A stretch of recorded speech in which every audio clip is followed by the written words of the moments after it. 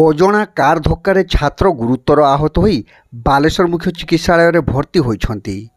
ଆଜି ସନ୍ଧ୍ୟାରେ ITI indoor ଷ୍ଟାଡିୟମରୁ badminton ଖେଳି ଘରକୁ ଫେରୁଥିବା ବେଳେ ଏଭଳି ଦୁର୍ଘଟଣା ଘଟିଛି। ଅଜଣା କାର୍ ଧକ୍କା ଦେଇ ଚମ୍ପଟ ମାରିଥିଲା। ରକ୍ତାକ୍ତ ଅବସ୍ଥାରେ ଆଇଟିଆଇ ଛକ ନିକଟରେ ଛାତ୍ର ଜଣକ ଛଟପଟ ହେଉଥିବା ବେଳେ ସୁନଟ ଅଞ୍ଚଳର ଯୁବକମାନେ ତାଙ୍କୁ ଚିହ୍ନି ପାରି ହସ୍ପିଟାଲରେ ଭର୍ତ୍ତି କରାଇଥିଲେ। ତାଙ୍କ ମୁଣ୍ଡରେ ଗଭୀର ଆଘାତ ଲାଗିଥିବା ବେଳେ ତାଙ୍କୁ ଅସ୍ତ୍ରୋପଚାର ଗୃହରେ ଚିକିତ୍ସା ପରେ ସିଟି ସ୍କାନ୍ କରାଯାଇଛି।